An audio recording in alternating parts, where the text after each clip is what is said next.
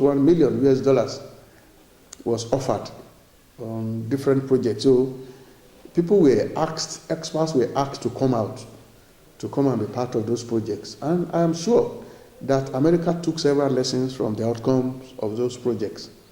But I'm yet to see one scholar in this country that the federal government is engaging in the battle against Boko Haram. The government thinks alone, the government acts alone, and the government evaluates its own projects. That is not how it is done all over the world. For example, look at the lecture we are giving today. The lecture has to do with how Boko Haram has been using forests. I want to ask the question, how many foresters has this government ever consulted since we started managing Sambisa Forest? So if you are managing Sambisa Forest and you are not talking to professors of forestry, you are not talking to students of forestry, you are not talking to students of marine science, because you have water, you have all kinds of environmental situations in Sambisa that requires expert knowledge. If you are not actually consulting any of these experts, then we begin to ask ourselves, are you not failing because you lack the understanding of where you are working? So last month there was Operation Kunama in Kaduna State, I think Falgori Forest. There was a mock battle, operation of the Nigerian Army because the forests in the north now are increasingly being used by cattle rustlers. Now, to build the capacity of the Nigerian Army to be able to deal with these cattle rustlers, there was an Operation Kunama that is a mock battle, an attempt to build the capacity of the army to be able to fight in forest. So the question we want to ask ourselves is that when Operation Kunama was going on, how many foresters were there with the Nigerian military? Probably none.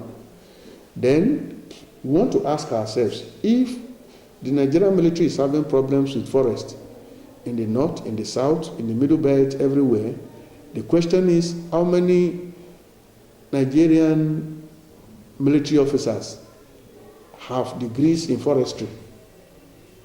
Is the Nigerian military ready to sponsor some of its officers to come to the University of Ibadan to come and take degrees in forestry? So you see, we claim to know what we're doing, but yet we don't actually know what we are doing. We are just deceiving ourselves. The Nigerian military is not professionalized. And a military that is not professionalized, that is not professional, cannot achieve professional objectives. Fighting terrorism is not just a matter of just shooting guns. It's just not a matter of pointing guns. You need what is called understanding of your terrain analysis. Terrain analysis is a professional thing. If you have to fight in a mountain, you need scholars who knows the topography of the area. If you are fighting if you are engaged in amphibious operation, that is, you are fighting in areas where you have water, you need experts that are familiar with that type of environment. You need cartographers, you need people who are very good in geographical information system. But here, we just deceive ourselves by saying that once you enlist in the Nigerian Army and you are taught how to kill, then you can fight in any terrain. I think it's a problem we have been facing for many years. Because the point I'm making here now, I made it several years when Nigerian military claimed to have problems fighting in the Niger Delta. At that time, you interview the military, they will say, we have never fought in the waterways before. We are having problems. Now they are complaining again. It is forest. We have never fought in forested areas before, and therefore we are having problems. The next year, they will fight under a totally different environment, and they will complain again. And this is because we are reluctant to actually professionalize the military. I think that basically is the problem that we are having.